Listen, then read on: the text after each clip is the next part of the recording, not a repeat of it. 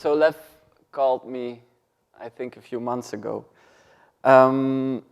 asking me who my invisible friend was, or not mine, of BC. And I think it was very easy for me to find him. And I think I'm gonna introduce him in a bit. And this key figure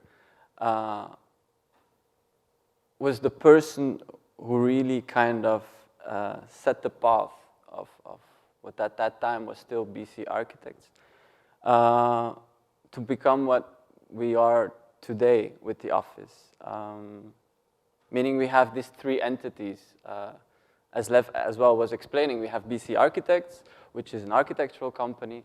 We have BC Studies, which is an association which does research and development, which organizes transfer of knowledge through workshops, summer workshops, teaching, and so on. And we have this new element since a year, BC Materials, which is a cooperative. And as well as Lev was mentioning, I think last year, 2 years ago, when we got invited for the Venice Biennale to present our work, we had as well this publication which we made with the title The Act of Building. And this was almost an homage for us, for this person and all of his kind, which influenced so much our way of working as architects. And I'm gonna very fast read the back of that book. From the first field trips for the design of a library in Burundi, to involving over 150 workshop participants in the construction of a public building in Belgium. The stories compiled in this book tell how BC Architects and Studies engage in acts of building. BC believes that in order to have a positive impact on our society, architects need to intervene beyond the narrow definition of the professional who designs and controls the execution of buildings. Hence, BC ventures into material production, contracting, knowledge transfer, and community organization, which all influences this design approach. I think now BC is a very hybrid office. And this hybrid office is all thanks to Salvatore. Salvatore being a foreman, the foreman for us, of our very first project. I have to put it into context. So basically, we finished our studies 2009, something like that. And we got our diploma, and the next day we left for Burundi. We had a commission to design and build a library and school in Burundi. And we arrived there. We were with my two other colleagues, fresh, all excited. We had this meeting with all the stakeholders, the kind of first meeting. It was our first mission as well. The idea was to go, and we were going to stay for 3 months and kind of document and see what kind of resources we had, materials we could design with and build with. And we had this first stakeholders meeting, and we said, look, of course, it is for us all new. We need a person who can help us during these 2-3 months, not only language-wise, for Kirundi French kind of translations, but also to help us kind of search the bricks or the beams that we could use, the kind of sections and so on and so on. And one of these stakeholders, clients basically, was the bishop. And he said, look, I have the perfect person for you. It's a foreman. He was the foreman of the Cathedral of Muyinga. Cathedral sounds big, but basically it's kind of a smaller, bigger church. And we were very happy. So just also to place it into a kind of more geographical context, Burundi being squeezed between Rwanda, Congo, Tanzania, and Muyinga, the place of the site, northeast. And this is the kind of top view. The site is, as you can Guess is the white line. And then we have this third biggest city, Muyinga. And so the next day, we go to Salvatore. It's a 30-minute walk. We arrive in kind of the small village, and Salvatore is waiting there for us. Great person, and he had already a very nice house. In comparison to all the other huts, he had a very nicely finished, nice plastered, and that's him. He was already a bit like a 50-year-old man, not the youngest foreman I've met. And he invites us inside, and we explain him the situation. Look, our task is basically now to kind of search and find the materials we could kind of build with. The idea is as well to kind of, we had a small budget to kind of keep the budget to kind of local economy. The idea is not to spend it all on kind of imported cement coming from Dar es Salaam, from Dubai. No, we're gonna try to keep all this kind of budget we have local, and push it and put it much more in kind of labor. And the very first thing he brought us in his backyard, and he said, look, my neighbor is renovating. I'm going to show you basically the material we very often use. And these are these adobe bricks, sun-dried blocks, let's say, and they were laying there, drying in the sun. And then there's this moment which I recall very much, and it comes each time back, the fact that, okay, we're looking at these bricks, and we say, okay, great, nice. And then Salvatore reaches out, calls his neighbor, and we hear him, and he's down there next to it. Actually, when you look there to the left, you see this pit, and there he was. And he was there, during the years, I think each year this pit in my imagination becomes 2 meters deeper. But basically it's 10 meters, I think, but whatever. Now it's a 20-meter deep pit where he was down there, and he was kind of resourcing the earth, the clay. And this is a kind of moment in which I thought, okay, basically we don't have to search bricks. We don't have to search beams. It's the wrong question we posed ourselves. We have to search even the resource before it. We have to search the right clay, the right earth, the right trees. And this was a complete sudden change. Also, we were students, and what our references were given to us by our teachers at that time were Colas, Zaadit, and then you arrive there, and the basic thing you have to do is search earth. So we had these 3 months, our trip, and we had bought a car, beautiful Toyota, white, so basically we decided, okay, we have these 5 kilometers, we're gonna take that. It was more or less based on the fact that to transport material 5 kilometers was feasible also by bike, and so we decided to go around and look, and we had Salvatore in our car. And we drove around, and it felt really like detectives looking for signs of material. And that's the first thing he brought us to. And that's another moment. We were in the car and said, okay, we go to the road builders, which for an architect sounds like the most boring thing to go and do. And we go to the road builders. The reason for that was that he told us, look, when you construct roads, the first layers or the stabilizing layers of your road, they use, of course, earth from around the places. And these road builders, they know the best where to find good earth for them. And they know as the best, the bad earth they don't want, which is clay earth. Because of the clay, if there's too much high percentage of clay in that earth, basically your street with time will kind of move.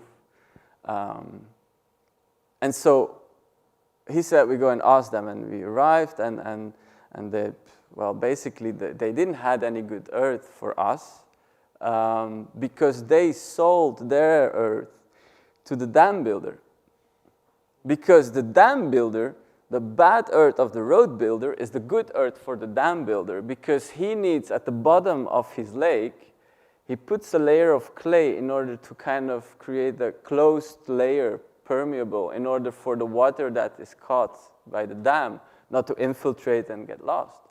So that was another moment in which kind of, okay, the idea of this kind of trash of one is the gold of the other one, was another moment of kind of, okay, how things are related, how resources for one are trash and for the other one are his material to find. And another, again, with Salvatore, he explained this, it was like listening to a wise man explaining us how the hills, Rwanda, sorry. Burundi, called the country of 1,000 hills, Rwanda as well, basically. But so you have these hills. He brought us to this place, and we thought, oh, great, we're going to have a view and a picnic. But he brought us because there in the middle, you see these kind of rock formations.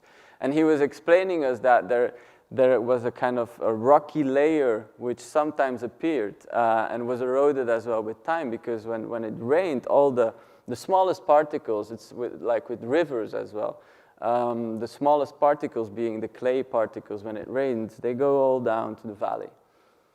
And it erodes with millions of years as well. But so there's these kind of dots of stones sticking out. And those stones were the elements we could use for everything which was within our construction, touching water, or we could build retaining walls with it. And further, so this is the Nyamasu Valley. And he took us there and he said, okay, so we have these rocks there sticking out at certain places. There were small pockets, so basically afterwards also it was it was difficult to find all these kind of pockets. We needed quite some quantities of stone. And another thing, okay, so we have the clay particles going down to the valley, and there you had the brick producers, because of course this was perfect kind of material to make bricks with. And they're beautiful. I mean, for me as well, I got this fascination with industrial kind of pure pragmatic constructions. These were like, from afar, we thought it were like temples, but they're field ovens. Just stacked bricks. They're beautiful. And basically, so you have he was showing us this, so you have the pure clay you take, and you put it in your formwork, mold, you take it out. It's what they call a green brick at that moment. They dry it for 2 weeks. Once it has a kind of more fixed form, let's say, they start to stack it, of course, and they stack it in such a way that there are small little gaps. There's a way of stacking it. And they leave these small holes, they're not close together, and they put even, because of course in these valleys, because of the clay, water stagnates. It's perfect for rice fields, and you have the trash, well, not the trash, but I wouldn't say how to say it in English. So you have the rice, and there's a little skin, so that's taken off, and actually that is perfect to, while you stack your bricks, you put it in between the little holes, so afterwards when you put the fire in, which is this one, it also, these smaller particles in between all the stones burn, so the heat is overall. What they also do, what you can see in this image, they place all around this kind of temple, they plaster it very fast with the rest of the clay in order to keep the heat in it. This kind of understanding of I didn't go to the shop to buy a brick. No, I was trying to understand how they made that brick, the process of making that brick. Tiles also, and we decided to use tiles. And this fascination again with tools also. Understanding, okay, that tool is specifically made to create that, but almost I didn't care anymore about the tile. It was all about that tool, actually, the way to create it. And again, this kind of that's another thing that after Salvatore always during the construction said to simplify, simplify, simplify, because I cannot explain to my workers if you create crazy shapes. Simplify. And this was also kind of in this infrastructural, these are drying spaces for the tiles, because afterwards, when the green tile, if it's, or the green brick, as I said before, so the first kind of mold, you take it out, it dries. The first days you leave it in the sun, but afterwards you have to put it in a kind of shaded space, because otherwise it dries too fast and it cracks, because the water evaporates too fast. And then again, so beams, and then we were searching for beams because we have decided, okay, with Salvatore, we're gonna go for all these local materials, but then he said, oh, forget about steel frames. It was steel that we have here, like tiny little profiles. We have to go to bigger beams, but the beams were not there, so with Salvatore, we went actually to the forest next to the site, and we went to choose our beams.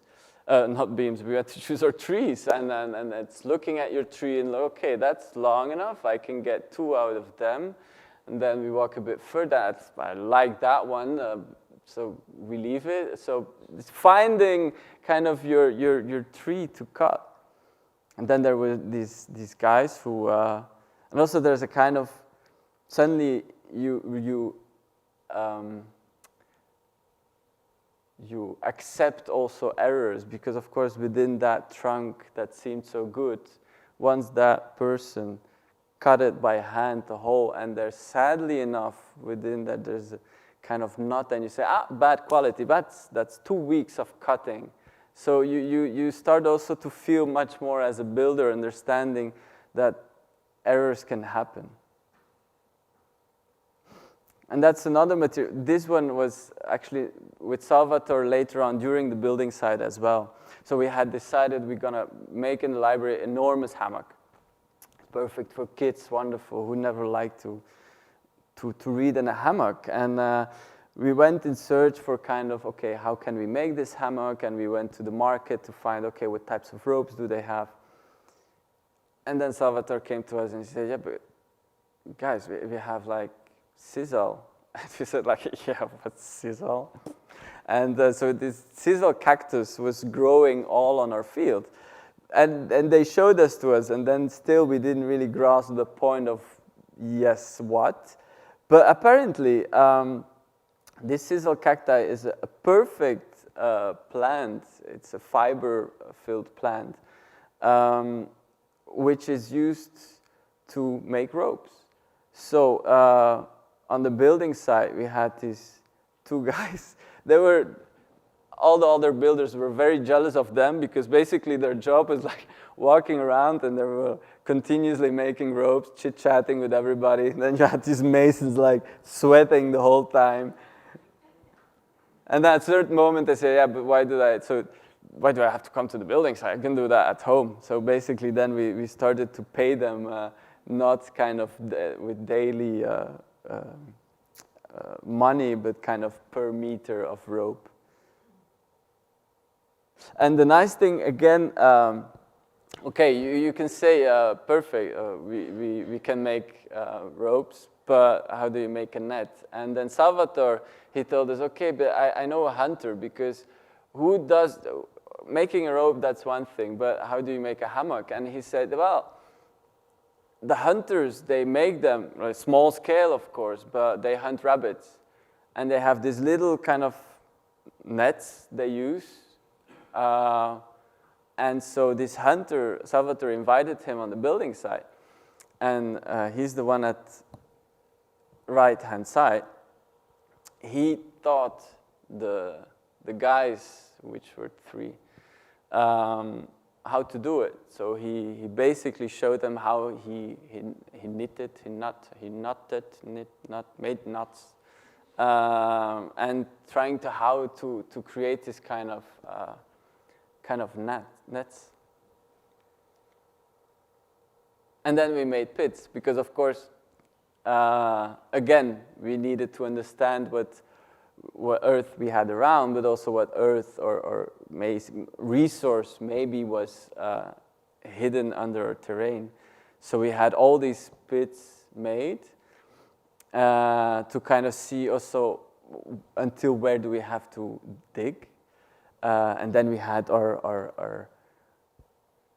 earth. And I have to be honest, between this picture and the previous one, there's a year. Now in my presentation, it seems like, wow, one after the other. But no, there's a year because at a certain moment, we realized, okay, Salvatore, he gave us all his knowledge. But they were also expecting in a certain way, or we were feeling that we can find earth, but then what? And we wanted to upgrade. We couldn't just make adobes.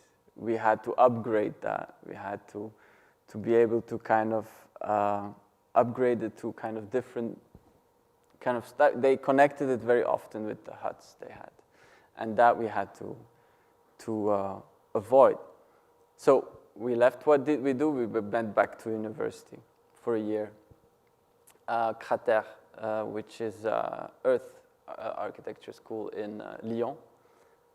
Well, Grenoble, close to Lyon. And we had 1 year, we did our detective reports. We knew kind of, okay, what are the resources, the materials we can use. We went back, designed, worked, studied. And then we went back. Yeah, I love this picture. And then architecture is like cooking, basically, or making materials is like cooking. So we had a year that we studied, and we came back, and great Salvatore was still alive and kicking, and we teamed up again. And so what we had learned out of 1 year of earth architecture and workshops and so on, we could kind of use now. And we had our earth, we had different samples of different pits, and now we had really to go a bit more in detail to understand, okay, what is really the typology of the earth? So you take kind of, let's say, kilogram of earth, and there's a lot of water in it. You don't want that water. That's why the cooking. So you heat up the earth. Basically, we had that or the oven. Nowadays, at our office, we have bigger ovens, but it's still, we also make pizzas in it, but sometimes we just dry earth. And so you have this, and then you weigh how much you have, and then you have a kind of granulometry of your type of earth, which is basically from bigger grains to the smallest grain, which is clay. And by having that, you do certain tests, you see how much it shrinks, and then you can put it into kind of nicely pixelated, though, looking diagrams, which then when you show to somebody seems much more kind of professional, but at the end it's still this, just put in numbers. But so for Salvador, this was okay. For the bishop, we needed to show this.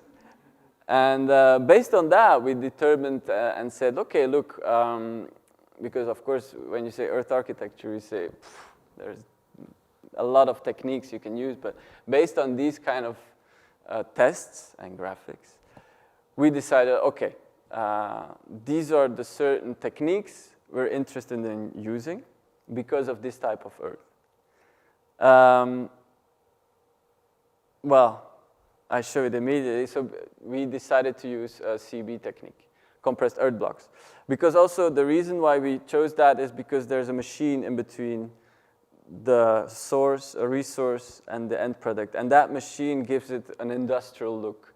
Although the machine basically just compresses it, which is wow, but by having that tool, that machine, which looks more complex than just a hammer, it suddenly becomes, wow. And then they were okay. And we now, between this image and that graphic, it's again 2 months of searching these machines there. And then you become detective, and we searched on the internet, and we had found out that they had brought in the 80s 5 of these machines, And we had to search in Burundi for these machines. We drove everywhere. We didn't have a white Toyota then, but a blue one, Corolla. And we drove around, and the funny thing is we found it 20 meters above our building site. It was owned by the bishop. He didn't know that he had that.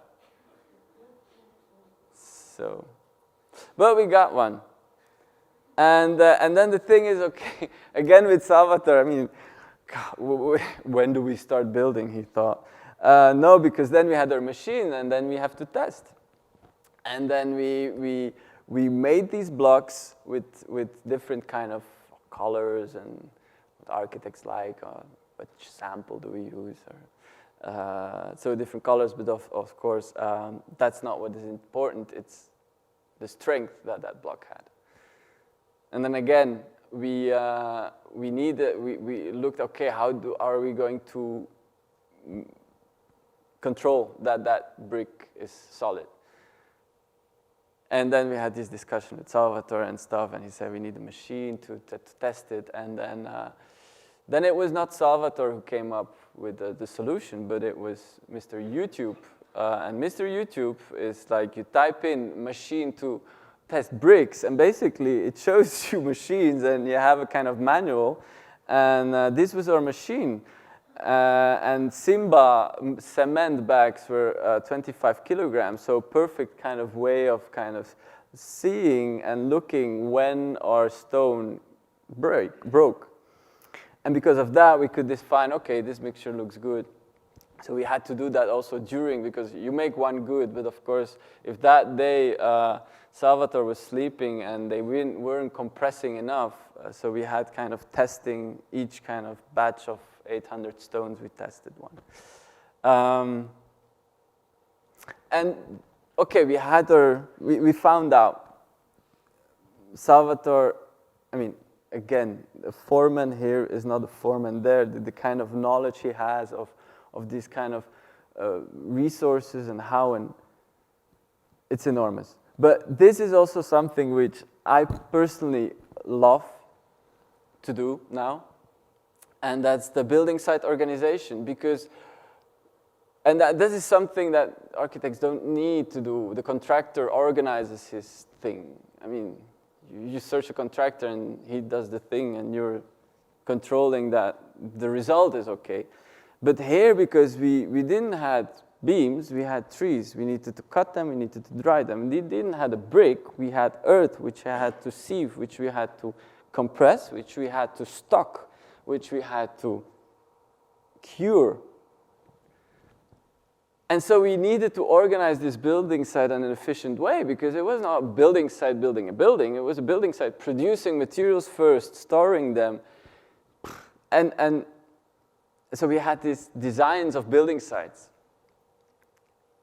And Salvatore, this is the storage we were building. And also water, of course, water. Here you take a tap, you have water, but there we didn't have even water access. So we had a team, organized a team who went each day to search water. We had these pools, you can see there, organized so that we had continuous water in order to produce. There at the back you see the two machines. So first step was really organizing a building site, understanding how production works. Even testing sieves, we were trying to make it more efficient, because of course a good thing here, and the reason why also Salvatore was so happy to work with us is that we didn't fix a price, it was a daily wage. And this works really good, because then the result is way better. And so we were trying to understand which would be the most efficient way of sieving earth. Another nice thing about this is with Salvatore, we had some, okay, the budget was getting too high because, okay, we were producing everything, and then he came with the idea, oh, but look, we have excavated, and we had to terrace, of course, the site. It was on a very big, steep hill. I mean, these very first 80 centimeters, it's really good mineral earth. We could sell it to farmers.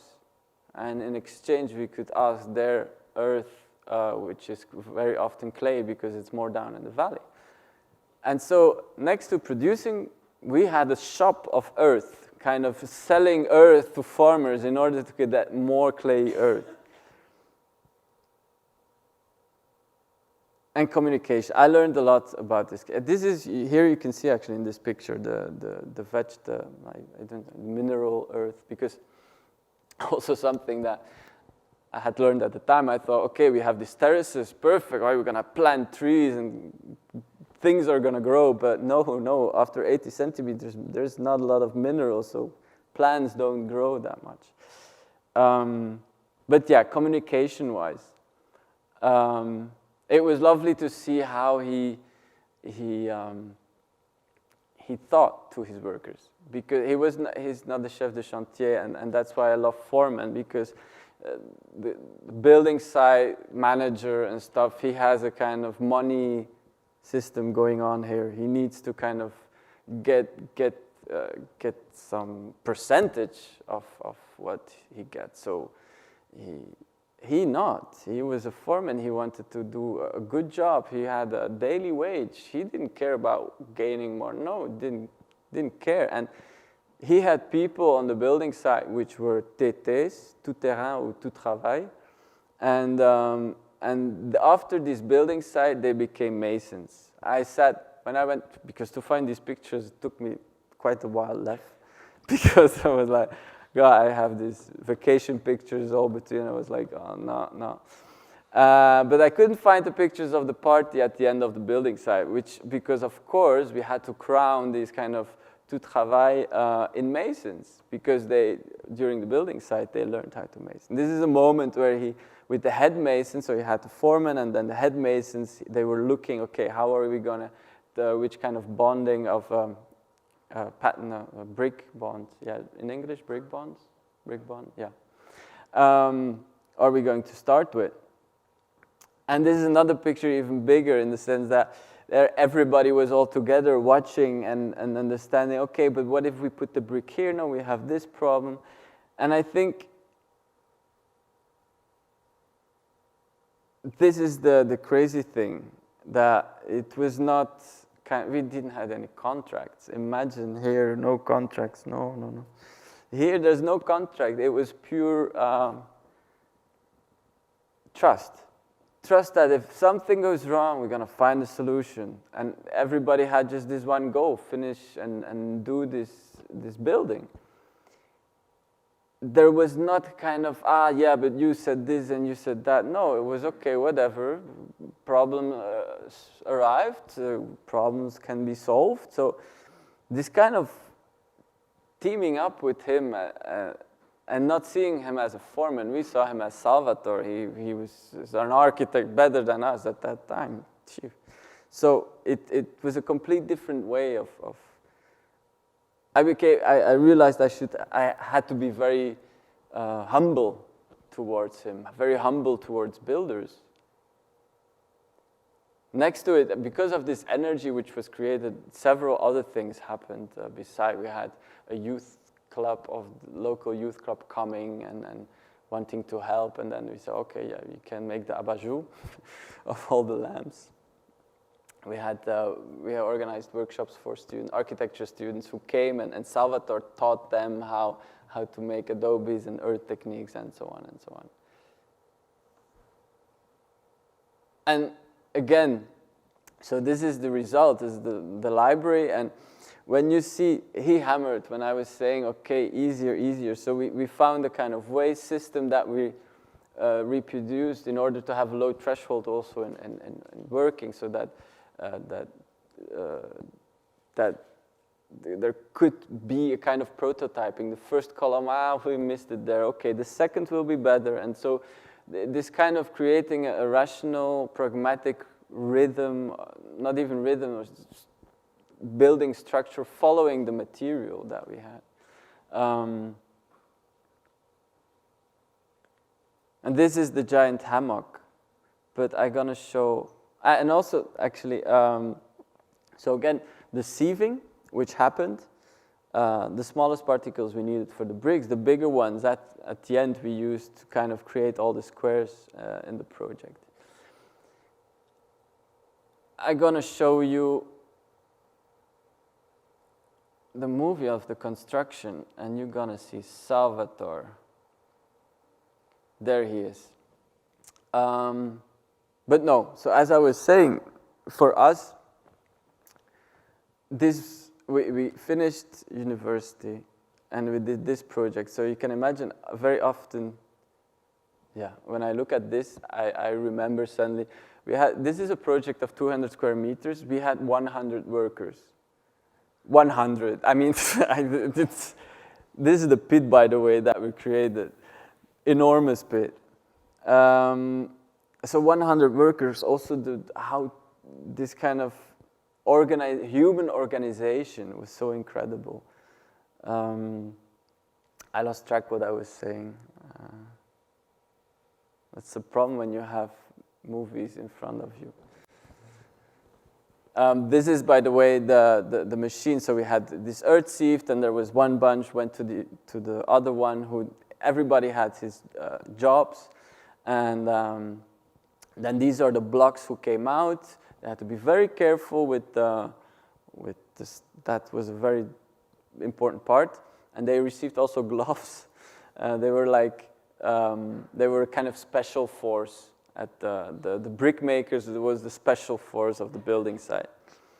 And so after that production, it went into the storage, 2 weeks of drying, and after that, it left, and then it was masoned. And also this kind of stacking, we even prototyped stacking ways, because the first stacking thing after a bit, it crumbled down.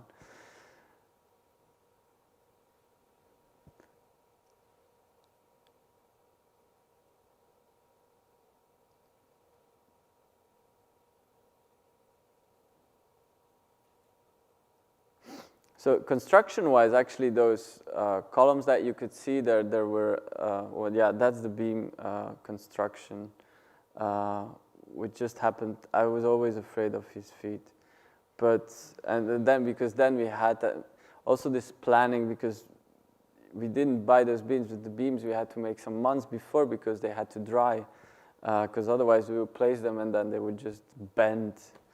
And that's the CISL guys. That was Special Force number 2.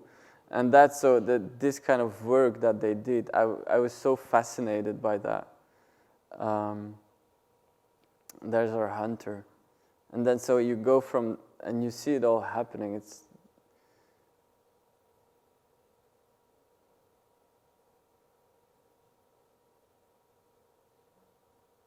They were a bit afraid at the beginning. It's like, you, and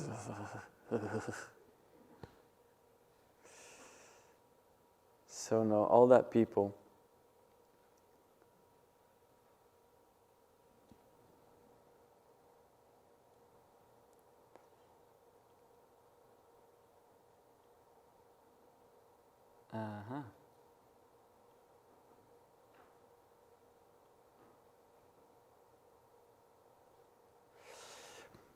So, as I was saying, so we had finished university and we came suddenly in that situation. I think always, you don't, as finishing student, beginning architect, you don't have anything to compare to. You know that I like that more than some. No, this was our first project, and this would become our base to which we would compare in the future everything to.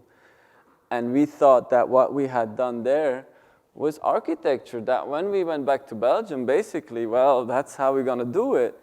And there we were wrong. There we were wrong. It's not the way you do it. But we liked how we did it there. So we thought, okay, and there it starts. And there BC Architects became BC Studies, and BC Studies became, and there was added BC Materials. But so the problem is that in Belgium we have this great triangle. Basically, I guess you have it here in Canada too. You have the client, the contractor, and the architect. It's based on the 1939 law, and it saves everybody from trouble. In 39 it was like that. Today it's this, and it's a mess, and it's disgusting, and it's not really. I already get bored by looking at this, like, okay, and there's a sanitary engineer and the electrical, and if he misses a cable, that everybody is like pointing fingers to everybody. I didn't do it. You do it. No, who's gonna solve it? Now we're going to court, and the court is going to tell us who is going to solve it. And at the end, everybody pays. But and the thing is with this is that the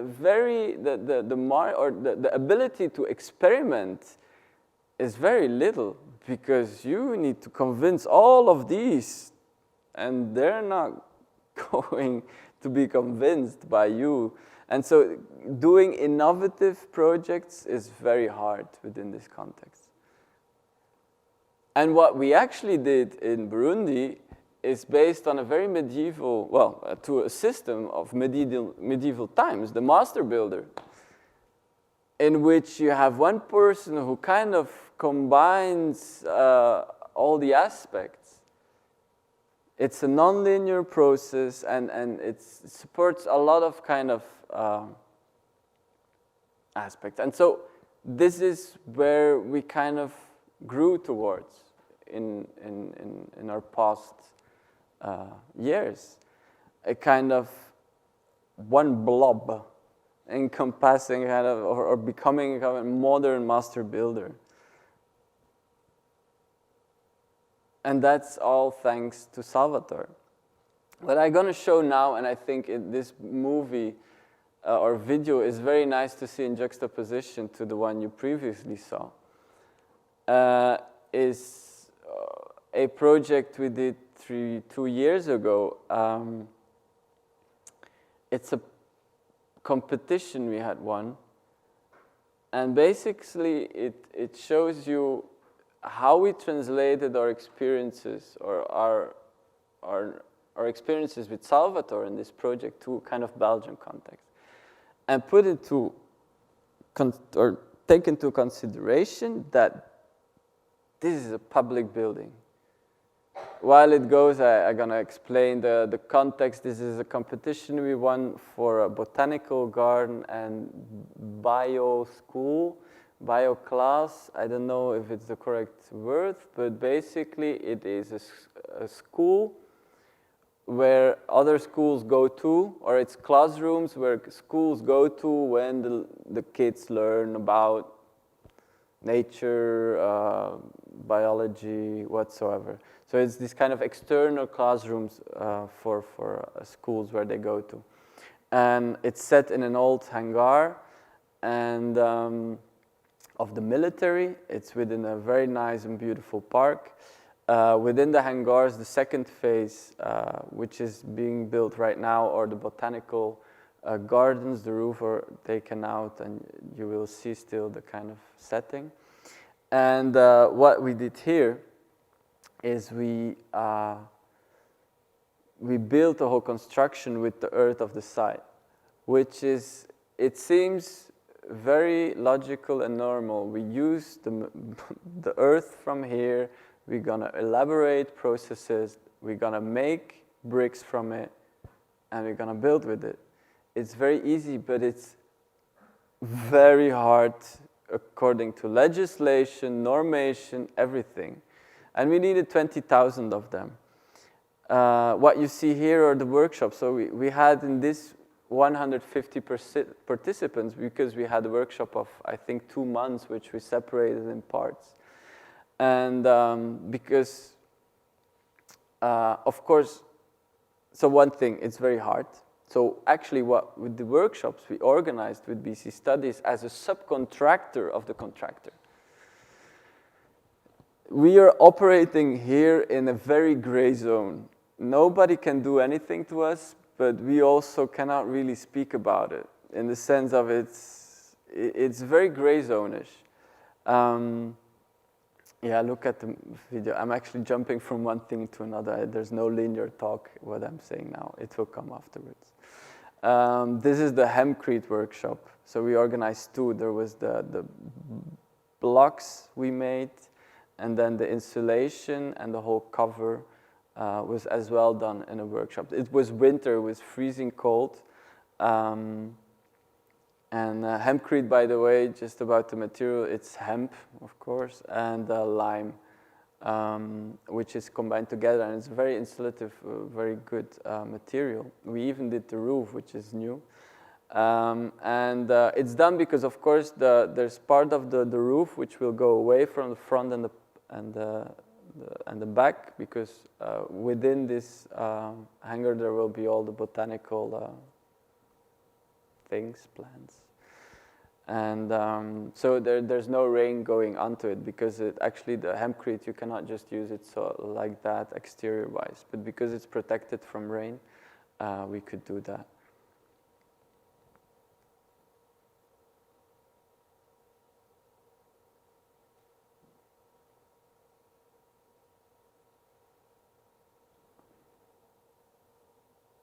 So, again, we didn't say anything in the competition that we would use local materials or local earth. If we would have said that, we would never have won it, because the people would get like, oh, no, not with my building. Everybody likes the idea, but like it's not in my backyard. It's like, wow, nice, but not at my home.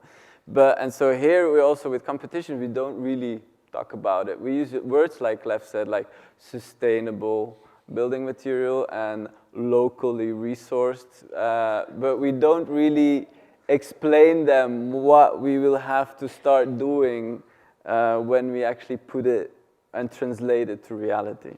So the region in Antwerp, there's a Boomse clay, which is, Belgium, we have, they say we have a brick in our stomach because everybody built with bricks. And this is a light air picture from, I think, the 80s. And so you have this very good clay you can use in construction. This is the quarries which we used. Basically what we decided and what we did show in the competition is we created a module. We decided to use the earth, to use CBs. Also because all the buildings in the park, military buildings, were as well built with bricks. With bricks. And we created a module, a prototype, let's put it that way, which was this. And it was a kind of a structural arch in Adobes. This was duplicated to create all the classrooms. And over it, there was this cover of hempcrete, and that's it. I mean, as simple as that. Salvatore in the back of my mind, simplify. And so we used basically only these two materials, and there was no concrete bars and anything in it, because everything was on compression. And that's another problem. We couldn't find masons in Belgium who wanted to make arches which would be load-bearing, because they're used to concrete now. I mean, bricks are just, you have like, you go in the supermarket, you buy glue and you stick your brick to your concrete wall. And that's how you see these marvelous buildings in bricks where you have enormous brick, uitkrijgen you say in Dutch, I don't know how you say it in English. Cantilevers. You have, when I was a student, I had this project with enormous brick cantilevers. I mean, looks great. But so no, and imagine, you couldn't find a mason who dared to do that. We had troubles finding one. So one thing, again, we did like in Burundi, okay, like we had to prototype, we had to understand what material we have. And we organized that. We said to the client, well, they did these park days, like they open up the park and a lot of families come in, and we say that's the perfect moment. So you put your budget, which you spend to the food truck, well, a part of it you give to us, and we organize this workshop. And while people work a bit in the earth and they get themselves a bit dirty and they're happy, we can kind of really test out and see what kind of mixes we need to make. And so there's this beautiful mess where we're kind of, here you have the bags and we're producing kind of our blocks. In the middle you have an orchestra which was meant for the kids who were coming in. I have an image. I'm really sad I didn't put it in. Because there was like the park, they have these mascots like how you call them, not rabbits, but squirrels. They had these 2 squirrels, and they wanted a picture with the prototype, and so you had these squirrels masoning. It was just a mess. But we got what we wanted. We prototyped, so we found a mason who wanted, to test out this thing. And we also recorded him. Not recorded, but timed him. Because also, we didn't know how to, no contractor could say, but I don't know how much it takes to make an arch. And so they also couldn't know how to estimate the work, estimate the building. So he made this, and there was a timer. And once he stopped, we knew how much it would have costed, or would cost. And so basically, this is the system we created. We took our earth, we processed it, and we built our, as simple as that. And then, of course, because that's another problem, of course, our engineer didn't know how to calculate this.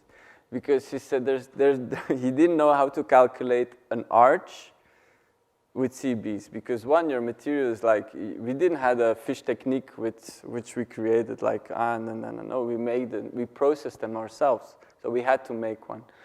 But it was like, we made one which was according to standards, but there's a risk. And he didn't know how to, so we found another teacher engineer at a university, which the name escapes me. Well, we put him into contact with our engineer in order for them to kind of be able to talk and explain how you calculate an arch. But again, so making your own brick, it's perfect in a society or in a societal situation in which labor costs little. If we do it in Belgium, well, our building of this kind of simple technique, it's like explodes budget-wise. So we have this kind of great, we're living in an era where workshops are very widespread. So we organized workshops where you can come and learn how to make a block, and we produce the material for our building. So it's a win-win situation. And we did that for compressed earth blocks, and we did that for hempcrete. If we didn't have done that, no, well, probably too expensive. And these are our 20,000 blocks produced in 4 weeks, and these are the hempcreters. Okay, and so this 2 years ago, and we arrive at this situation in which we each time ask ourselves, when will happen that workshop where suddenly everybody is fed up and doesn't want to come anymore, and our beautiful business model fails? Jokes apart, we realized that each time we had to build ourselves, we had to produce these materials, and we were very convinced of the way how we were building. We are still up today, but we are convinced of this way. And so we thought, okay, but then why don't we try to exit this gray zone? Because the problem now, I show you these 2 buildings, there's small scale. This is not a future perspective for society. We're not all gonna live in these small housings. So we need to upscale this. And upscaling, I mean, you cannot build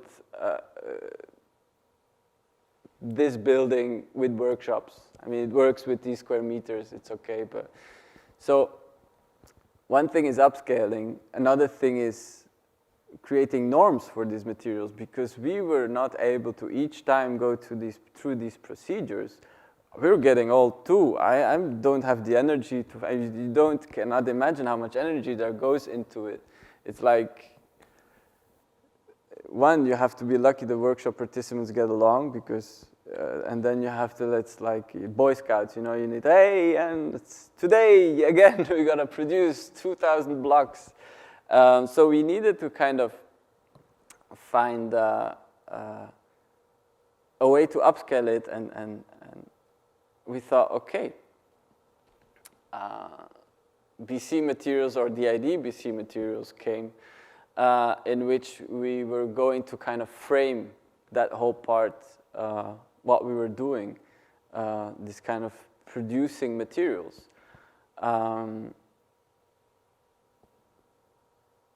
And this is the situation in Brussels. You want to build, you extract. This is city of Brussels. So we looked again, if we talk about local resources, or if we talk about resources close to our, what we know, we looked at Brussels. And so what you do is you build something, you excavate. And then there's that earth that you took out from a place because you want to build there. That means you're going to transport that earth to a TOP, is called in Dutch, tijdelijke opslagplaats. Basically, it's a temporary storage space. And it lays there. You have these places around Brussels where not a lot of people live or arrive, and it's like all this hilly country. And in Brussels, you have, well, 1.8 million tons a year, just Brussels. It's 60,000 trucks. Just what they do is they take out earth and they bring it away. Flanders is 21 million. And we're a very small country, very small. And so it goes to a TOP, all these 760,000 trucks a year. And it stays there, and then suddenly somewhere in Flanders there's a small hole they can fill. Well, they go and to the TOP, they transport the earth, and that's it. You can imagine we're not making that many holes in Flanders, so the mountain is growing. And so what we do with BC materials is we thought, look, maybe I go very fast. This is a more important slide.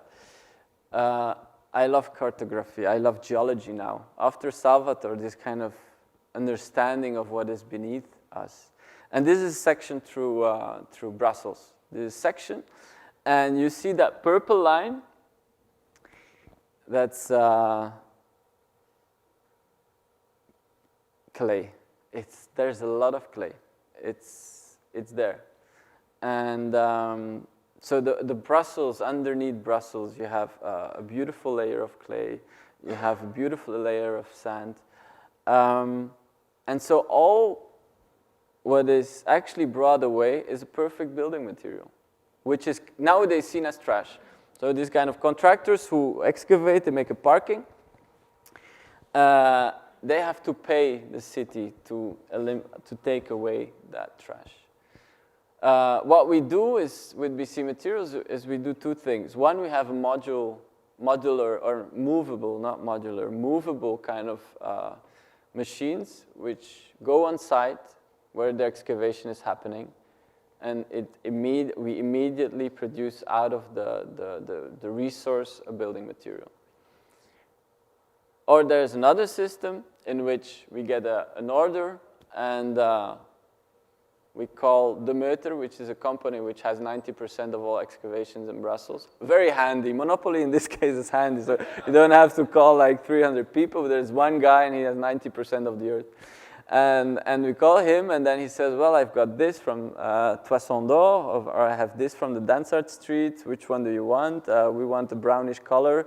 Okay, and then he brings us the earth, and from that we produce building materials. Again, we have clay sand. We needed gravel. And I show you where we get the gravel from. So this is the beautiful sable of Brussels. So this usually is just trash. This is somewhere, so it's wonderful to see a city which we had learned from Salvatore, again, to look at things differently. You see the city as a kind of mining place. And so this is sand, which we use. Under that layer, there's this very not brownish, grayish, dark grayish clay. Most probably this like, I don't know, 20-story down parking lot they were doing. And this is our gravel, granulat. Gravel. Basically, it's crushed concrete. There's plenty of buildings and towers being renovated, destroyed to make place for other towers. Well, this is perfect to make blocks from, to make rammed earth from. So this is our quarry, the city of Brussels. And we produce briquette, bruxellaire, and castard. These are the three elements and materials we can produce from the earth from Brussels. Castard is a kind of rammed earth mix. We can use for floors or walls. Bruxellaire is a plastering, and briquette is the block that you've seen before. We sell it in packagings of 800 pieces. If you're interested, I leave you my contact details. This is the bruxellaire. We sell in big bags. But we also sell for DIY people. They sometimes want like only 25 kilograms, like in smaller buckets. And this is the castard. You have beautiful rammed earth floors you can make, as well as walls. Next to it, we have what we call specialekes, which are basically people who ask us also to kind of more consultancy-wise in order to kind of calculate their walls. In this kind of project, we were, again, subcontractors or the contractor, and we were asked to help him find out his mixes. This is the watchtower in Limburg, using the castard. This is the studios of Pascal Martin Taillou, which we did, an artist. This is a 15-meter load-bearing rammed earth wall for a private house. And again, I want to thank him for all what he meant to us. I lately, just a year ago, I heard back from him. He's still working, still. I think he's 60-something. Now came, after this, I was very happy, yes. I have my presentation. No, Lev asked me 2 more questions. A dead or fictional non-architect to collaborate with. Okay, so and when I was thinking of that, I realized I have this fascination for pits and quarries. And I would love to know more about them. So I decided to work with a stone quarry foreman. And I don't know if that exists, because I don't want to work together with the person who cuts really the stones. And I don't want to work with the manager of the quarry. I want to work with the guy receiving the documentation of the engineer telling where are the layers, and who has to explain to the workers how to do and create the plan of the quarry. Because quarries are fantastic. Now, of course, I use images from marble quarries because they're more photogenic than other stone quarries. But the fact that I realized, or that you realize by processing also material, and not as an architect just building the building and leaving the contractor to do his stuff, and the only thing you see are the packages of bricks arriving at your building site, is that you realize that everything I built, I subtract from somewhere. There has been a subtraction in the earth or somewhere where I took that material, processed it to a brick. And I'm so interested also in that subtraction, because you should, and I think an architect should design that subtraction, or you can have the ability to design the subtraction, because we're making scars in the earth, and I would be interested to understand how you can design also those scars we leave. There's a coding in it, and these are mountains we cut, but I would love to understand how the kind of foreman decided and defined how high and where those streets have to pass. These are, of course, the Carrara marble quarries, which are beautiful. I would love to understand that coding. And it's not just taking away, and then it goes further. It creates also spaces. And these are very monolithic, very impressive spaces. And the beautiful thing is that when you actually build something, you have the ability, when you think of it, to build 2 times. Because everything I have taken away to build my construction, actually that subtraction you can design, and you have these spaces. So I would love to kind of once be able to design in stone and design the chapel where I took away my stone. Because most probably all what has been taken out here is a building somewhere else. But this kind of mental thing of being able to discuss with the foreman on how to cut it out, I must be fantastic. You've not done, then you kind of, each time you do a building, you do 2. It's like portfolio building and like ta. No, but I think it's because also these spaces, the mass of it is just. And then I had to, when I saw these images, I had to think of this. These are images from architecture, the book of Architecture Without Architects. And I think the juxtaposition is just wonderful, because basically this is a quarry. That's what we do with BC materials. I mean, those stones are not coming from the hillside next to it. I mean, or they're very stupid, but most probably just the stones they took. And the subtraction they created, they built with it. And so when you look at it, this could be actually just a designed quarry. This is the previous one, if I'm not mistaken, I think it's in Spain or Portugal. This is the Dogon people in Sudan. So also this fact of what is beneath you and defines what is above you.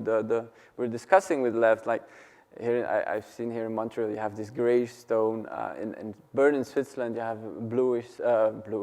greenish sandstone. Balsa has this red. So these are in China, in the rural region. And I want to show this because it's Gilles Perrodin, is a French architect. Don't know if you know him. And this is his quarry. It's in the south of France. His quarry in the sense, the quarry he uses. And I find it beautiful in a way because you have the impression it's a kind of built wall, but actually it's just the mountain. And the lines you see, it's the circular saws who always have to penetrate a bit further in order to cut also the corners. And he goes as far, so he was thinking and also looking at the process of quarrying, mining, in the sense that, okay, to build we have these smaller stones, but of course the tools we have nowadays, you remember the tool in Burundi to make a tile. Of course, nowadays here in France, we have this enormous circular saws, and the building sites, it's not like we have machines, cranes, and so he thought, why should I build with small blocks? Let me just cut out of these mountain enormous blocks. These are even small, but I think his spaces that he created by using that material in such a way are magnificent. And then the third one, a contemporary architect and a collaborator. And I thought of Kohlhoff. Kohlhoff is German-based, well, not only German-based, but professor as well.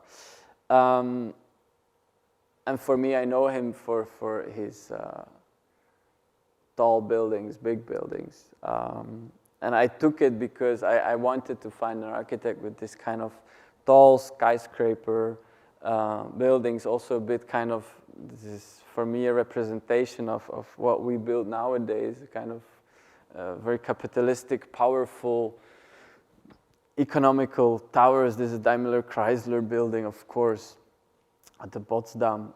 This is in Den Haag, the justice institutions, this kind of, I mean, for me, what Koolhof does, I mean, they're, for me, proportion-wise, beautiful skyscrapers.